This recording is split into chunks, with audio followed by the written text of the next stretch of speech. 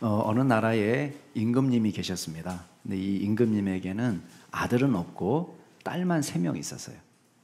근데 자기가 나이가 들어가니까 아무래도 딸과 사이들에게 나라를 물려주고 자기가 편안히 은퇴하고 노후를 보내야 되겠다, 그렇게 결심했습니다. 그래서 이제 딸들을 부르고 사위를 불러가지고 나를 제일 사랑하는 사람에게 내가 많은 영토를 물려주겠다는 거예요.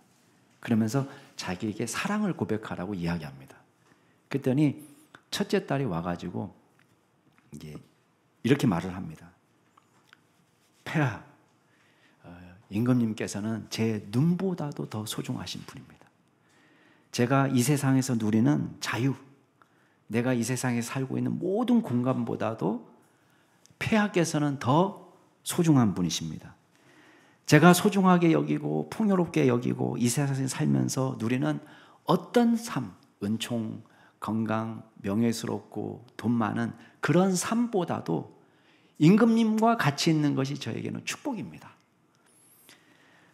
일찍이 어떤 자식이 부모에게 바쳤던 그 효성스러움보다도, 또 어떤 부모가 세상에서 살면서 받았던 그 효성스러움보다도 더 효성스럽게 제가 아버지를 사랑합니다, 이렇게 얘기한 거예요. 그랬더니 아버지가 입이 그냥 귀에 걸렸습니다. 와, 정말 이 아이야말로 나를 정말 사랑하는구나.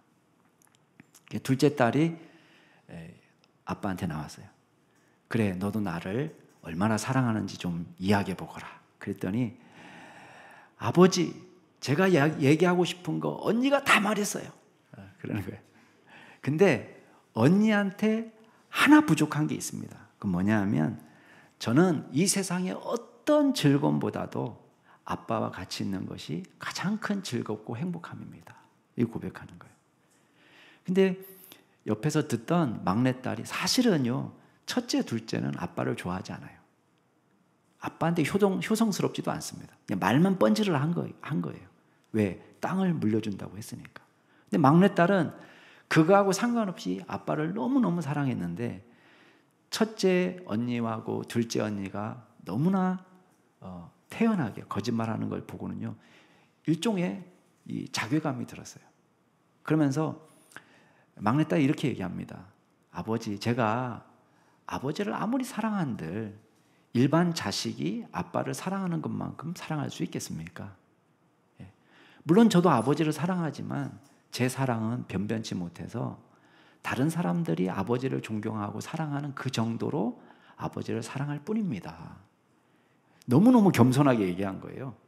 그랬더니 이 아버지가 화가 머리끝까지 난 거예요. 처음에 마음을 먹었을 때는 막내딸을 이뻐하니까 막내딸한테 많은 영토를 물려주려고 했는데, 말을 듣고 보니까 첫째 딸, 둘째 딸이 자기를 더 사랑하는 것 같아요. 그래서 이 막내딸에게 갈 영토까지 싹 다 빼앗아 가지고 첫째 딸, 둘째 딸에게 나눠줘 버렸습니다. 그러니까 지금 막내딸은 사실 유일하게 결혼하지 않았는데 지금 사위 후보들이 와서 싹 대기하고 있었어요. 근데 막내딸에게 한 평도 영토가 가지 않는다고 얘기하니까 다른 사람 다 떠나버리고, 이 막내딸의 진심을 알고 있는 프랑스 왕하고 이 막내딸이 결혼해서 막내딸을 데리고 가버렸어요. 이게 어디 나오는 이야기냐? 아마 눈치채셨겠지만 셰익스피어의 리어 왕 이야기입니다. 여러분, 이 이야기를 혹시 아시는 분들은 그 결말을 아실 거예요. 나중에 아버지가 완전히 속았어요. 모든 땅을 물려준 다음에 멸시천대를 받으면서 비참하게 죽어갑니다. 여러분, 가정이 다 깨어지고 그리고 공동체가 위기에 빠지고 나라가 전쟁에 휩싸입니다. 엉망진창이 돼버리는 거예요. 여러분, 사람은 우리가 아는 것처럼 쉽게 속일 수도 있고 쉽게 속기도 합니다. 마리아 얼마나 못하겠습니까? 마리아 얼마든지 할 수 있죠. 근데 오늘 말씀에 보면 변론자 예수 그리스도를 만납니다. 변론자 예수 그리스도께서는 종교 지도자들과 끊임없이 변론을 벌이십니다. 근데 우리가 예수님을 통해서 뭘 알 수 있습니까? 예수님에게는 숨길 수도 숨겨지지도 않는다는 것입니다. 우리가 첫 번째 기억할 게 있습니다. 그건 뭐냐면 예수 그리스도 앞에서는 모든 죄가 숨김없이 드러난다는 거예요. 위선적 신앙 있습니다. 누구나 빠질 수 있는 함정입니다. 우리 다음 주에도 아마 이 이야기 조금 할 겁니다. 그런데 악한 농부들의 비유가 선포될 때에 대제사장들과 서기관들은 이 비유가 자기를 겨냥하고 있다는 걸 알았습니다. 눈치챘습니다. 건축가들이 실어서 내버린, 쓸모없다고 버린 그 돌이 결국은 무슨 돌이었어요? 예, 건물에 없어서는 안 될 모퉁이 돌, 건물의 주춧돌이 됐어요. 이 모퉁이 돌은 누구를 이야기합니까? 예수님이에요. 종교 지도자들은 자기네가 전문가라고 생각해요. 종교 전문가, 유대교 전문가, 예수님을 천대했습니다. 그런데 예수님 뭐라고 말씀하세요? 그 돌이 결국은 건물을 세우는 모퉁이 돌이 될 뿐만 아니라 사람들이 이 돌을 대적해서 덤벼들 때마다 이 돌 위에 떨어지는 사람은 산산조각이 난다. 심판을 받는다는 말이에요. 근데 오늘 말씀에 보면 이 말을 듣고 있는 종교 지도자들은 이 말씀이 누구를 가리키고 있는지를 알고 있어요. 여러분 19절 말씀, 20절 말씀 한번 읽어볼까요? 자, 19절, 20절 시작. 서기관들과 대제사장들이 예수의 이 비유는 자기들을 가리켜 말씀하신 줄 알고 즉시 잡고자 하되 백성을 두려워하더라.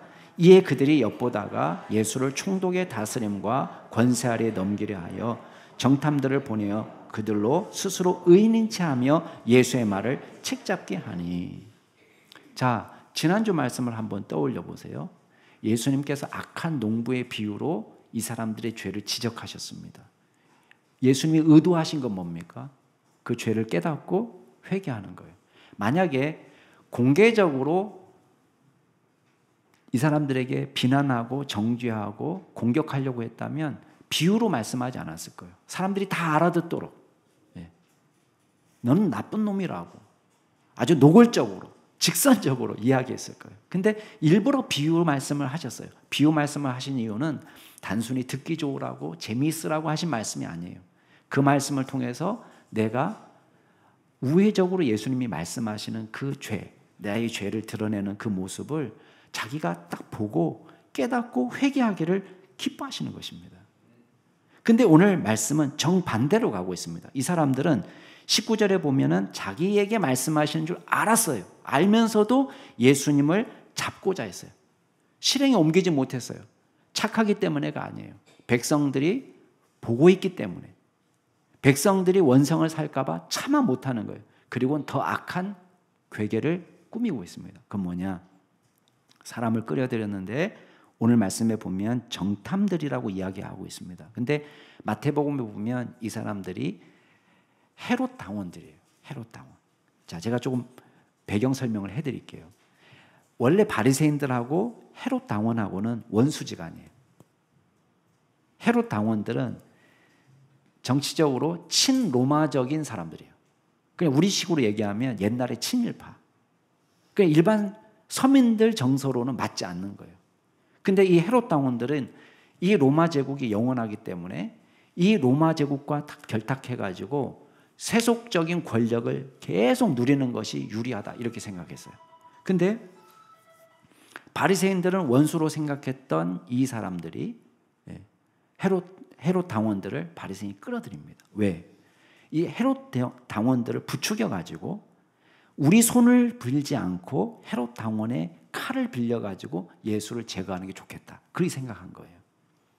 자, 이들이 찾아와서 예수님께 말씀합니다. 21절 말씀 같이 한번 읽어볼까요? 자, 시작. 그들이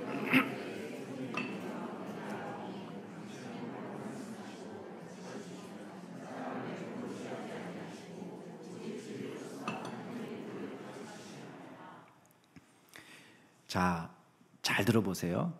이 사람의 말들을 딱 21절만 딱 띄워놓고 액자에 만들면 여러분 집에 액자로 걸어놓을 수 있을까 없을까를 한번 고민해 보세요. 다시 한번 제가 읽어볼게요. 당신은 대신 예수님을 집어넣어서 예수님은 바르게 말씀하시고 가르치십니다. 예수님은 사람을 외모로 취하지 아니하시고 오직 진리로서 하나님의 도를 가르치십니다. 자, 이거를 딱 띄어내 가지고 액자로 만들었어요. 자, 여러분의 거실에 걸어두고 싶은 말이에요? 아니면 떼버리고 싶으세요? 걸어두고 싶은 말이에요. 100% 진리예요. 그렇죠? 흠잡을 데 없죠. 문제는 뭐냐? 이게 거짓말이라는 거예요. 이렇게 믿지 않았어요. 100% 아부성 발언이에요. 지금 이런 거죠. 하이 인사하면서 뒤에 총 숨기는 거랑 똑같은 거예요. 칼 뒤에 숨기고 안녕하십니까? 저는 당신을 사랑합니다. 이렇게 말하는 거랑 똑같은 거예요. 아부성 발언이죠. 무장 해제를 시키고 예수님을 함정에 빠뜨리라는 거예요. 악한 것입니다. 지난주에도 말씀드렸어요. 화재 경보기가 울리면 불을 끄거나 도피해야 됩니다. 시끄럽다고 떼버리면 안 되는 거예요. 예수님이 말씀을 선포하시고 우리의 죄를 헤집었습니다. 마음을 후벼 팠어요. 고통스러워요. 이게 설교자의 책임이죠. 물론 설교자가 사적인 감정을 가지고 들으라고, 누구 들으라고 이렇게 분노하고 성경 말씀을 아전인수격으로 자기한테 유리하게 이렇게 해가지고 그 사람에게 저주를 퍼붓는다든지 마음을 아프게 하는 설교한다면 이건 잘못된 설교예요. 근데 성경이 우리에게 말하고 있는 진리의 말씀을 때로는 듣는 사람이 마음이 아프지만 진리의 말씀을 전달해 주는 것은 설교자의 책임입니다. 그렇죠? 그 설교자가 이거 해야죠. 안 하면 그거는 직무유기예요. 잘못된 거예요. 지옥 가는 걸 뻔히 보면서 괜찮다. 그렇게 살아도 괜찮아. 얼마든지 하나님은 사랑이시기 때문에 용서해 주셔. 이렇게 말하는 것은 정직한 설교자가 아닙니다. 설교자는 하나님의 말씀을 말씀 그대로 전달해 줘야 됩니다. 설교를 듣는 사람은 어떻게 받아들여야 될까요? 설교를 듣는 사람은 그 말씀을 진지하게 받아들여야 돼요. 근데 그 말씀이 내 양심을 후벼 파고 고통스럽다고 설교자를 제거해버리면 안 되는 거예요. 그 설교를 진지하게 듣고 회개하면 되는 거예요. 에이, 백날 떠들어봐라. 이렇게 하면 안 된다는 거예요. 근데 여러분 오늘 말씀에 보면 이 사람들은 지금 예수님을 제거하기 위해서 접근하고 있습니다. 주님의 말씀에 회개로 반응하는 것이 아닙니다. 그 말씀을 전달한 사람이 싫기 때문에 교회를 떠나거나 그 사람을 제거하는데 앞장서는 것은 신앙이 아닌 거예요. 여러분 아무리 입 바른 소리 해보세요. 예수님 당신은 바르게 말씀을 가르치시는 분입니다. 사람을 외모로 취하지 않습니다. 당신이야말로 오직 진리로서 하나님의 도를 가르치십니다. 아무리 입 바른 소리를 해도 100% 진리를 말해도 선포되는 하나님의 말씀에 믿음으로 반응하지 않을 때 아무 의미가 없는 거예요. 어느 시대나 하나님께서는요 다행히도 말씀의 사람을 예비해 놓으셨습니다. 여러분 아무리 타락한 시대에도 나라가 망해가도요 남한국 유다에 누가 있습니까? 마지막까지 누구를 남겨놨냐? 예레미야를 남겨놨어요. 남한국 유다가 망해가고 있어요. 이제 나라가 없어질 겁니다. 근데 마지막까지 예레미야가 시드기야 앞에서 예언을 합니다. 설교합니다. 회개하라고. 근데 시드기야는 역대하 보면요 어떻게 반응하는지 아세요? 하나님 여호와 보시기에 악을 행하면서도 자 선지자 예레미야가 말합니다. 하나님의 말씀이라고 아무리 일러줘도 그 앞에서 겸손하지 않았다고 그렇게 되어 있습니다. 쉽게 말하면 귓등으로 들은 거예요. 듣는 둥 마는 둥. 자, 하나님께서 저와 여러분에게 예수님께서 저와 여러분에게 죄를 깨닫게 하십니다. 어떤 방식으로든 주님의 말씀을 통해서 사람을 통해서 메신저를 통해서 우리의 죄를 깨닫게 하실 때 저와 여러분이 믿음으로 회개의 자리에 나갈 수 있기를 주의 이름으로 축복합니다. 자, 두 번째 기억할 게 있습니다. 변론자 예수 그리스도는 지혜의 주님이에요. 세상의 어떤 지혜도 무너뜨릴 수 없습니다.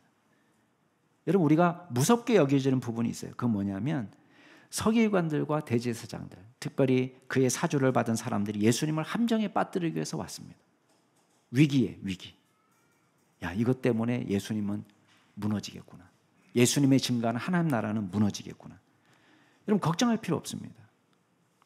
이 사람들이 던지는 질문은 그거예요. 22절에 보면 우리가 가이사에게 세를 바치는 것이 옳습니까? 옳지 않습니까? 아주 민감한 정치적인 질문을 지금 던지고 있는 거예요.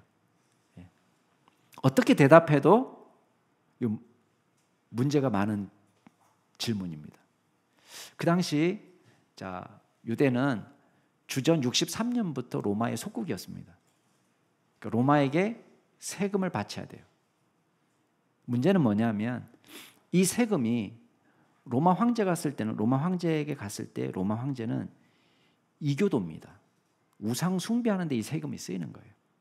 게다가 기껏해야 사람들이 생각할 때 로마의 상류층들에게나 도움을 주는 세금이다. 이렇게 생각하기 때문에 유대인들에게는 조세 저항감이 컸습니다. 실제로 주후 6년에 유다가 이 인두세를, 로마에 내는 인두세를 이게 반대하면서 반란을 일으켰습니다. 근데 그때 로마 정부는 잔인하게 이 반란을 진압하고 많은 사람들을 십자가에 처형했어요. 그 과거가 있는 거예요. 이 질문을 던지고 있습니다. 매우 민감한 질문이에요. Yes, 가이사에게 세를 죄송합니다. 바꿔서 얘기하면 가이사에게 세를 바치지 마라 이렇게 얘기하면 당장 누구가 눈에 걸리느냐? 이 질문을 던지고 있는 헤롯 당원들이 문제예요. 헤롯 당원들은 아까도 얘기한 것처럼 친로마적이라고 얘기했죠. 그러니까 한번 걸려나 봐라 이렇게 지금 하고 있는 거거든요. 그 친로마적인 사람들 앞에서 세금을 내지 마라 이렇게 말하면요, 당장 죽을 수도 있는 문제예요. 세금을 내라 이렇게 말하면 지금 말씀을 듣고 있는, 설교를 듣고 있는 대다수의 서민들이 뭐야, 예수님 아무것도 아니잖아 이렇게 되는 거예요.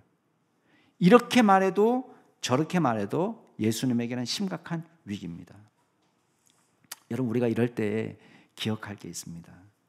여러분, 인간의 어떤 지혜도 하나님의 나라를 무너뜨릴 수 없다는 거예요. 그걸 우리가 기억해야 됩니다. 예수님은 그 관계를 다 아셨어요. 사람들에게 말합니다. 그래, 동전 하나만 나한테 보여주라. 그 데나리온 하나를 줬습니다. 이 데나리온에는 누가 새겨져 있냐면 앞면에는 당시 황제였던 티베리우스 카이사르 얼굴이 새겨져 있습니다. 그러면서 돌아가면서 글자가 새겨져 있는데, 물론 이제 동전에 새기는 글자니까 축약형으로 새겨져 있어요. 근데 그 뜻은 그거예요. 티베리우스 카이사 아우구스투스, 신성한 아우구스투스의 아들, 이렇게 새겨져 있습니다. 거의 신격화시키는 문장이에요. 그 다음에 그 뒷면에는 이 티베리우스의 어머니가 나오는데 그 어머니가 신들의 보좌에 앉아있는 모습이에요. 그리고 이게 돌아가면서 글자를 새겼는데 티베리우스 황제는 대제사장이다 라는 글귀가 새겨져 있습니다. 그러니까 이 동전 하나만 보면 로마 황제를 신격화시키는 이 동전이에요. 이걸 갖고 있는 것조차도 사실은 굉장히 부담스러운, 경건한 유대인들에게는. 그러면서 말하기를 누구의 형상과 글이 새겨져 있냐? 가이사의 것입니다. 그랬더니 예수님이 하시는 말씀이, 그러면 가이사의 것은 가이사에게, 하나님의 것은 하나님에게, 이렇게 말하고 딱 끊었어요. 이게 바치라는 얘기인지 바치지 말라는 얘기인지 해석하기 나름이에요. 물론 여기 오늘 말씀에서 제가 주로 다루는 얘기는 아니지만 이 말씀 안에, 짤막한 말씀 안에 우리가 예수님의 국가관을 다 말할 수는 없습니다. 그러나 우리 한 가지 분명한 건 뭡니까? 예수님도 이 세속 정부의 권위를 인정해 주셨다는 거예요. 그리고 저와 여러분이 이 사회적 책임, 크리스찬의 사회적 책임이 있다는 거를 다시 한번 상기시켜 주는 거예요. 아무리 이교도 국가지만. 그래서 로마서 13장에 보면 바울이 인정한 게 뭡니까? 조세를 바칠 사람한테 마땅히 세금을 바치고, 관세를 바칠 사람한테 마땅히 관세를 바치고, 두려워할 자를 두려워하고 존경할 자를 존경하고. 세속 권위에 대한 인정이 있어요. 베드로도 마찬가지입니다. 인간의 모든 제도를 주를 위해서 순종하되, 혹 왕이, 위에 있는 왕이나 혹 그가 악행하는 자를 징벌하고 선행하는 자를 포상하기 위해 보낸 총독에게 해라. 여기서 왕은 뭐 기껏 아무리 좋게 해석해도 헤롯 왕이고요. 예. 그리고 실제로는 로마 황제를 가리키는 겁니다. 총독은 로마 총독이에요. 물론 무조건적으로 우리가 세속 권력에 다 복종하는 건 아닙니다. 세속 권력이 하나님의 말씀과 어긋나는, 주님을 믿지 못하도록 우리가 강제할 때에 우리는 그 권력에 저항할 수 있습니다. 그러나 일반적인 상황 속에서 우리가 국가 시민으로서의 책임을 다하는 거예요. 여호와 증인하고 우리가 다른 점이에요. 여호와 증인은 이 정부가, 세속 정부는 부패한 정권을 보는 거예요. 여기는 이제 하나님이 지배하는 장소가 아니라 마귀가 역사하는 장소로 보는 거예요. 그러니까 여호와 증인은 이 세속 정부를 위해서 나는 총 안 잡겠다는 거예요. 단순히 평화주의를 말하는 게 아닙니다. 이 사람들은 공무원이 되는 것도 신앙에는 어긋나는 거예요. 왜? 세속 정부를 위해서 일하는 거니까. 부패한 사탄의 왕국을 위해서 일하는 거니까. 근데 여러분, 크리스찬들은 그렇게 생각하지 않는 거예요. 여러분의 직장 상사는 전부 다 크리스찬인가요? 어떻습니까? 여러분 사장님은 다 크리스찬입니까? 신천지 혹시 있잖아요. 여러분 사장님 중에 이단 있지 않습니까 혹시? 아씨 기분 나빠네. 여기서 일을 못하겠다 나. 네. 여러분 우리는 이 세속 사회 속에서 살아갑니다. 이 세속 사회 속에서 모든 정권이나 모든 권력이나 모든 직장이나 모든 권위가 다 온전한 건 아닙니다. 다 부패해 있어요. 다. 그렇지만 저와 여러분이 해야 될 일은 뭐냐면 우리가 해야 될 일, 내가 시민으로서 감당할 일, 내가 직장 직원으로서 팀원으로서 감당해야 될 내 일, 그거에 충성을 다하는 거예요. 사회적 책임을 다하는 것입니다. 그게 하나님 기뻐하는 일이에요. 근데 그보다 더 중요한 건 뭐라는 거예요? 자, 가이사의 것은 가이사에게 바치지만 더 중요한 건 뭐예요? 하나님의 것을 하나님에게 바치라는 거예요. 이게 공존합니다. 커다란 의미에서 여러분 잘 보시기 바랍니다. 영적인 질서만 하나님께서 다스리고 통치하시는 영역이 아니에요. 하나님께서는 이 세속 사회도 다스리십니다. 주님은 온 세상의 하나님이시라는 것을 기억하세요. 예. 그리고 자, 동전에 가이사의 형상이 새겨져 있다. 이거 뭘 의미합니까? 이 나라는 로마가 다스리는 나라구나. 그거 의미하는 거 아니에요, 그죠? 그렇지만 또 한 가지 중요한 것은 뭐냐? 저와 여러분은 누구의 형상입니까? 우리 가운데 하나님의 형상이 새겨져 있어요.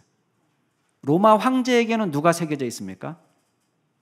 로마 황제는 하나님의 형상입니까? 마귀의 형상입니까? 하나님의 형상이에요. 예수 안 믿는 사람에게도 하나님의 형상이 있는 거예요. 그렇다면 우리 모두는 자, 하나님의 것은 하나님의 형상이 새겨져 있는 것은 하나님에게 바치라는 말은 뭐겠어요? 우리 모두가 다 하나님의 소유이고 우리가 다 하나님을 예배하고 심지어는 황제까지도 하나님께 복종해야 될 당신의 백성이라는 것을 말씀하고 있는 것입니다. 이 얼마나 놀라운 말씀입니까? 이 말씀을 하니까요. 사람들 반응 보세요. 26절 보니까 능히 책잡지도 못하고 놀랍게 여겨서 침묵했다고 되어 있습니다. 자, 쉽게 말하면 뭐겠어요? 성공입니까? 실패입니까? 실패예요. 여러분 우리가 기억해야 돼요. 십자가는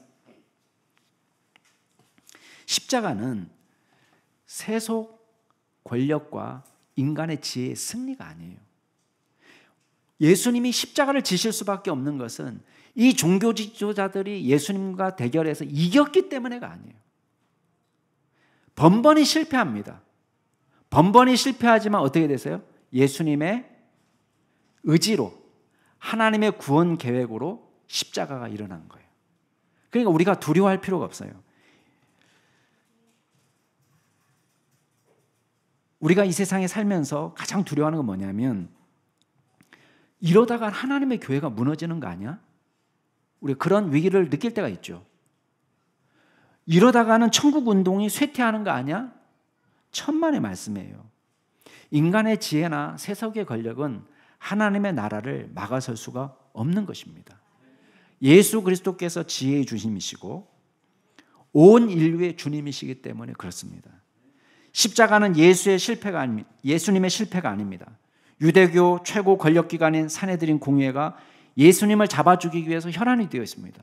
자신의 힘만으로 모자라니까 헤롯 당원을 끌어들여서 예수님을 무너뜨리기 위해서 함정성 질문을 던지고 있습니다. 그런데도 예수님의 지혜를 당하지 못합니다. 오히려 그들이 파놓은 구덩이에 자기네가 빠지고 있습니다. 우리에게 믿음이 필요합니다. 어떤 믿음입니까? 어떤 상황 속에서도 하나님의 나라가 영원하다, 하나님의 나라가 쇠하지 않는다, 주님의 지혜가 이긴다는 믿음이 필요합니다. 주님은 지혜로우시고 위대하십니다. 마귀의 어떤 괴계와 공격도 상관이 없어요. 마귀의 초월적 능력은 우리하고 비교하면 강해 보입니다. 우리는 연약해 보입니다. 그러나 주 예수 그리스도께서 저와 여러분과 함께 하심을 믿고 믿음으로 나갈 수 있는 믿음의 종들이 될 수 있기를 주의 이름으로 축원합니다. 마지막으로 우리가 기억할 게 있습니다. 여러분, 예수님의 변론자 예수 그리스도의 탁월하심이 있습니다. 그 뭐냐면 성경에 대한 바른 이해, 하나님의 능력에 대한 온전한 이해가 있기 때문에 그렇습니다. 우리에게 부족한 게 그거예요. 지금까지 예수님을 공격하는 사람들이 질문한 것을 한번 떠올려 보세요. 무슨 권세로? 또 가이사에게 세금을 바치는 것이 옳은가? 이게 다 정치적인 질문이에요. 근데 이제 사두개인들이 와서 정면으로 도전하는 질문을 합니다. 이 신학적인 질문을 던져요. 그 뭐냐면 진짜 부활이 있냐 이것이 질문이에요. 사두개인의 질문이 그겁니다. 자, 오늘 본문에 등장하는 사두개인을 우리가 정확하게 사두개인의 신학 사상을 탁탁탁탁 일목요연하게 정리해서 설명한다는 데는 한계가 있습니다. 왜 그러냐면 기껏해야 사두개인에 대한 정보는 신약 성경에 나와 있는 거, 그 다음에 랍비 문서, 현존하는 랍비 문서에 남아 있는 거, 그 다음에 그 요세푸스 역사가의 글에 남아 있는 이 정도를 가지고 우리가 재구성해야 돼요. 많은 정보는 아니지만 그래도 꽤 의미 있는 정보를 주고 있습니다.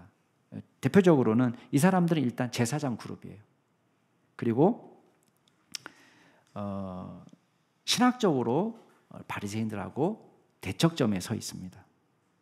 바리새인들은 구약 성경을 온전히 다 믿고 장로들의 유전까지도 권위 있는 문서로 받아들이지만 이 사람들은 딱 모세 오경을 권위 있는 문서로 받아들입니다. 바리새인은 내세도 믿고 천사도 믿고 그 다음에 초월적인 영적 실체를 믿고 그 다음에 천국과 지옥을 믿고 이게 다 바리새인들이 믿는 거예요. 근데 사두개인들은 천사도 믿지 않고 내세도 믿지 않아요. 그러니까 죽으면 끝이라고 생각해요. 이 사람들은 부활도 믿지 않아요. 그러니까 영혼 불멸도 믿지 않습니다. 이 사람들은 마귀의 존재도 믿지 않고 천사의 존재도 믿지 않고 천국과 지옥을 믿지 않습니다. 그러니까 모든 관심은 어디가 있겠어요? 천국과 지옥을 믿지 않으면 모든 관심이 어디가 있겠어요? 여기 지금 여기서 잘 살아야 돼. 여기서 거짓말하든 사기를 치든 뭘 하든 여기서 끝장을 봐야 되는 거예요. 그게 이 사람들의 소원이에요. 그러니까 예수님이 부활을 이야기하고 영원한 생명을 받아들일 수가 없는 거예요. 그래서 이 사람들이 와서 질문합니다. 질문인데요. 질문은 복잡하지만 간단히 요약하면 이거예요. 부활이 없다는 거예요. 부활이 있다면 이런 우스꽝스러운 상황을 어떻게 받아들이겠습니까? 질문하는 거예요. 그러면서 이런 예를 듭니다. 이거 굉장히 극단적인 예인데 7형제가 있는데 큰형이 결혼을 했어요. 근데 큰형이 아기를 낳지 못하고 죽었어, 일찍. 그러니까 자식이 대가 끊어지게 생겼잖아요. 그러면 모세 율법에는 동생이 형수님과 결혼해서 대를 잇도록 만들어주는 거예요. 그래서 첫 번째 아들은 형님 호적에 집어넣고 둘째부터가 내 자식이에요. 근데 문제는 둘째도 죽었어요. 그냥 애가 없이. 셋째, 넷째, 일곱째까지 똑같이 애가 없이 죽었다는 거예요. 그러면서 비아냥거리며 얘기하는 거죠. 부활 때 도대체 이 여자는 누구의 부인입니까? 물어보는 거예요. 이런 우스꽝스러운 일이 일어나는데 부활이 있다고 믿습니까? 이렇게 지금 공격하는 거예요. 마태복음에 보면 예수님이 두 가지를 지적합니다. 사두개인들이 놓치고 있는 게 두 가지가 있어요. 하나는 뭐냐면 성경에 무지하구나 너희들이. 두 번째는 하나님의 능력을 믿지 못하는구나. 이걸 지적합니다. 여러분, 우리 크리스찬들에게 있어야 될 분명한 신앙이 있습니다. 그 뭐냐면 말씀에 대한 확실한 신앙이 있어야 돼요. 말씀에 대한. 사두개인들은 성경을 온전히 받아들이지 않으니까 부활이 없다고 생각하지만 여러분, 부활은 구약 성경에도 굉장히 많이 나와 있습니다. 이사야서에도 나와 있습니다. 죽은 자들이 살아난다. 주의 이슬은 빛난 이슬이니 땅에 죽은 자들을 내어놓는다. 이사야 26장 말씀입니다. 다니엘서에도 마찬가지입니다. 사두개인이 놓치고 있는 두 번째는 뭐예요? 하나님의 능력을 온전히 믿지 못하는 거예요. 이 사람들이 생각할 때는 자기가 머릿속으로 이해한 것만, 내가 살면서 경험하고 있는 것만 받아들이는 거예요. 관찰이 가능하고 재현이 가능한 것들만 받아들이는 거예요. 그리고 우리 합리적 이성이 받아들일 수 없는 것은 받아들이지 않는 것입니다. 근데 여러분, 우리의 이성이라는 게 엄청나게 제한적이에요. 유명한 박사가 개미 박사예요. 우리나라에 계신 개미 박사 계세요. 개미에 대해서 다 알고 계시느냐? 아니, 천만의 말씀이에요. 그분은 남이 발견해 놓은 그 개미에 대한 연구에서 하나만 더해 놓은 거예요. 그 다음에 다른 사람이 또 거기에 하나를 더해서 박사학위 받을 거예요. 거기서 하나 더하면 또 박사학위가 나와요. 다 아는 것도 아니에요. 지금까지 알고 있는 요만큼만 알고 있는 거예요. 개미. 개미 잘 아십니까? 어디 뭐 개미하고 좀 인사하고 다니십니까? Hi, everyone. 우린 몰라요, 개미. 모기는 잘 잡습니다, 저는. 모기는 잘 잡지만 모기에 대해서는 모릅니다. 여러분은 여러분 자신에 대해서 얼마나 알고 있습니까? 우리는 우리 자신에 대해서 아는 것이 굉장히 제한적이에요. 심지어는요, 우리 눈썹이 몇 개인지도 못 셉니다. 그죠? 눈썹이 몇 개인지 아시겠습니까? 눈썹이 몇 개인지도 우리는 못 세요. 머리카락은 고사. 그건 너무 먼 이야기고. 내가 내 자신을 제일 잘 안다? 아이고야. 우리는 모르는 것 투성입니다. 만약에 우리도 우리 자신을 모르는데 하나님을 내가 다 알고 있다? 만약에 내 머릿속에 콕 들어올 수 있는 하나님이라면 더 이상 하나님이 아니세요. 우리는 우리 자신도 이해 못하는데 어떻게 하나님을 머릿속에 넣을 수 있습니까? 여러분, 사두개인 주장은 잘못된 전제에서 시작됩니다. 잘못된 전제는 뭐냐? 이 현상의 질서와 부활의 질서가 똑같다고 생각하는 거예요. 예수님이 말씀하시는 거예요. 34절부터 한번 보세요. 34절, 36절까지 같이 한번 읽겠습니다. 34절부터 시작. 예수께서 이르시되 이 세상의 자녀들은 장가도 가고 시집도 가되 저 세상과 및 죽은 자 가운데서 부활함을 얻기에 합당히 여김을 받은 자들은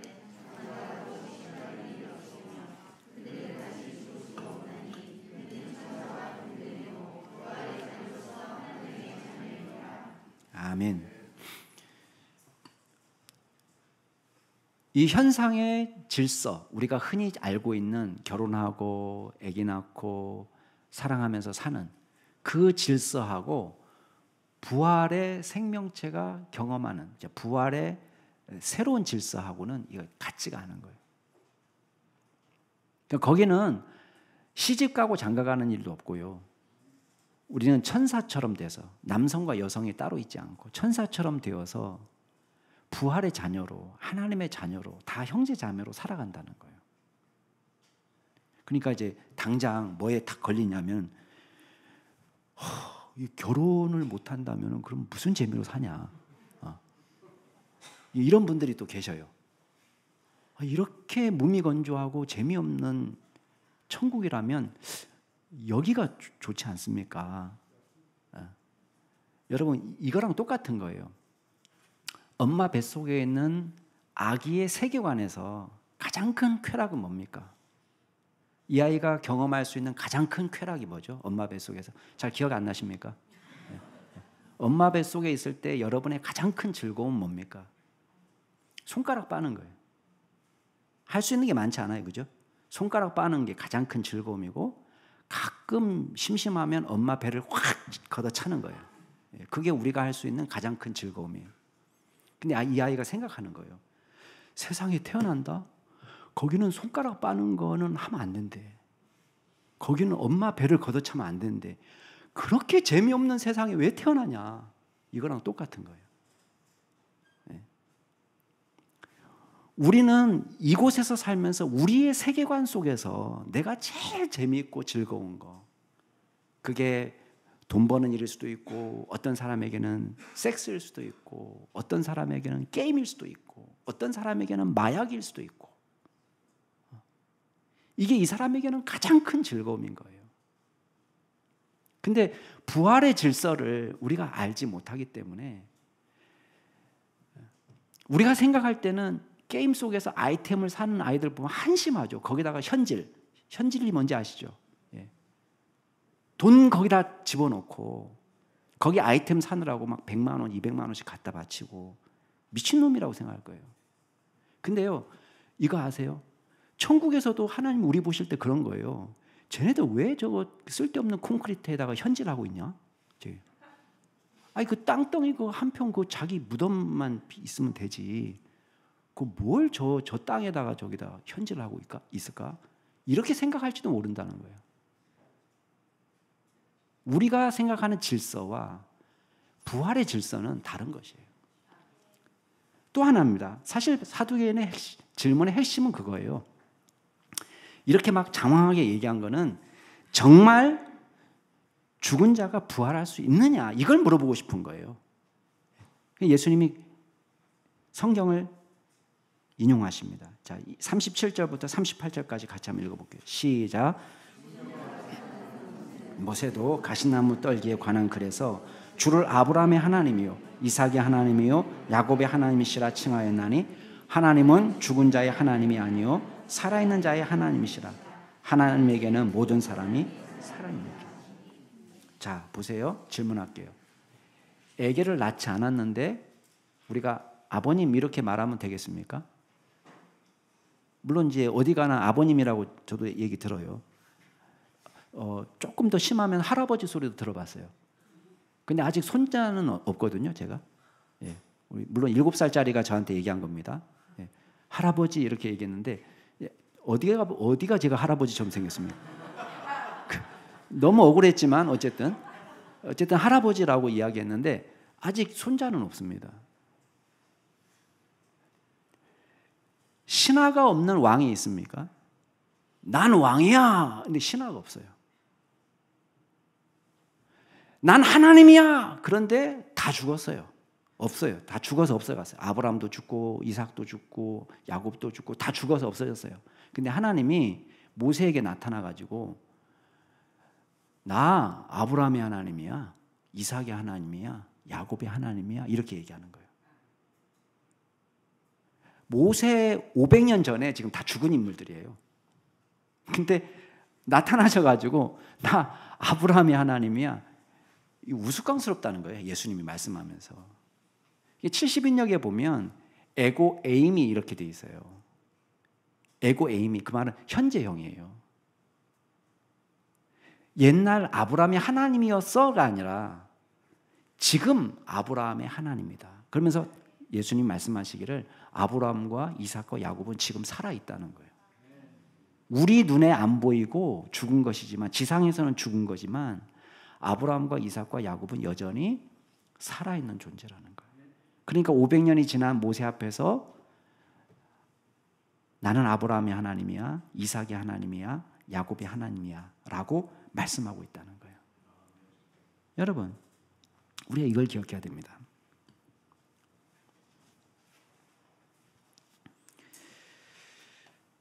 이 땅에 나게 하신 분도 하나님이시고 저와 여러분의 존재를 있게 하신 분도 하나님이십니다. 우리는 무에서 유가 되었습니다. 우리는 조선시대 때 없었습니다. 무였어요. 무. 근데 유가 되었습니다. 무에서 유를 만드신 하나님께서 저와 여러분을 죽은 자 가운데서 부활하신다. 하나도 이상하지 않습니다. 천지를 창조하신 하나님을 믿으면 부활의 하나님은 얼마든지 믿을 수 있는 것입니다. 사랑하는 성도 여러분, 주님은 우리의 마음을 아십니다. 우리의 죄를 아십니다. 누구보다도 뛰어난 지혜자이십니다. 생명의 주님이시고 하나님의 능력 그 자체이신 분이십니다. 그분이 저와 여러분들에게 약속하십니다. 누구든지 믿는 자마다 멸망하지 않고 영생을 얻게 하신다. 마지막 날에 죽지 않고 다시 살아난다 약속하십니다. 그 약속을 믿고 믿음으로 부활의 소망을 가지고 살아가는 저와 여러분이 되기를 주의 이름으로 축원합니다. 이제 같이 한번 기도하겠습니다. 이 시간 기도하실 때에 우리 통성으로 기도하면 좋겠습니다. 우리 믿음 없이 예수님을 반역하고 주님을 거부하며 살았던 우리의 연약한 잘못을 회개하시고 우리의 마음까지 다하신 주님 저희들을 용서하여 주시고 주님의 백성 삼아 주시도록 위해서 기도하시고, 두 번째 기도하실 때는 이 부활의 능력, 영생을 소망하며 우리가 종말론적 신앙 갖고 죽음을 두려워하지 않고 믿음으로 살아갈 수 있는 귀한 믿음을 허락해 달라고 기도하시면서, 통성으로 기도하시면서 주님 앞에 나아가시겠습니다. 기도하겠습니다. 존귀하신 하나님 아버지, 주님께서 저희들을 기억하여 주시고 저희들을 불러주시는 데 감사합니다. 아버지 하나님, 우리의 마음까지도 아시고 우리의 속심령까지도 다 아시는 하나님, 주님 앞에 아무것도 숨김이 없음에도 우리가 위선적으로 주님이 듣기에 좋은 말만 내뱉는 우리가 위선적인 신앙이 되지 않도록 주여 우리를 불쌍히 여겨 주시옵소서. 우리가 주님을 반역하고 주님을 거부했던 잘못이 있습니다. 주님께서 저희들을 온전히 새롭게 하여 주셔서 주님만 열심히 섬기고 주님만 따라가는 믿음의 제자로 살게 하여 주옵소서. 지혜의 주님이 되시고 생명의 주인이 되시고 하나님의 능력 그 자체이신 주님께서 저희들에게 부활을 약속해 주셨습니다. 이 땅에 살아가면서 이 땅만 바라보며 살아가는 것이 아니라 하나님의 나라를 온전히 소망하며 믿음으로 살아가는 저희들 될 수 있도록 도와주시고, 주님의 나라를 바라보며 믿음 안에서 살아갈 수 있는 저희들 될 수 있도록 주여 인도하여 주옵소서. 성령으로 충만케 하여 주시고 말씀으로 충만케 하여 주셔서 주여 종말론적 신앙을 갖고 이 세상 속에서 온전히 하나님의 능력을 바라보며 믿음으로 나아갈 수 있는 귀한 종이 다 될 수 있도록 주여 인도하여 주시옵소서. 그리하여 이 세상 속에서 주님의 지혜가 결코 쇠하지 않으며 주님의 지혜가 결코 멸하지 않고 무너지지 않는다는 사실을 기억하고 하나님 나라를 위하여 우리가 감당해야 될 일들을 잘 감당할 수 있도록 주여 인도하여 주시옵소서. 그리하여 하나님께서 십자가를 통하여 우리에게 허락하신 그 구원의 역사를 받아 누리고 우리가 영원토록 주님을 찬양하는 예배자로 설 수 있도록 주님께서 친히 인도하여 주시옵소서. 존귀하신 하나님 아버지, 주님의 지혜가 우리와 함께하기에 하나님 나라 운동과 주님의 나라가 결코 쇠하지 않는 줄 믿습니다. 그 능력을 믿고 주님과 동행하는 저희들 될 수 있도록 도와주옵소서. 부활의 주님이 함께하시기에 죽음도 끝이 아니라 영혼으로 가는 관문임을 기억하고 종말론적 신앙으로 죽음 앞에서 두려워하지 않고 주님을 믿는 신앙으로 담대히 하루하루를 살아가는 믿음의 종들이 다 될 수 있도록 도와주시옵소서. 감사드리며 예수 그리스도 이름으로 기도드리옵나이다.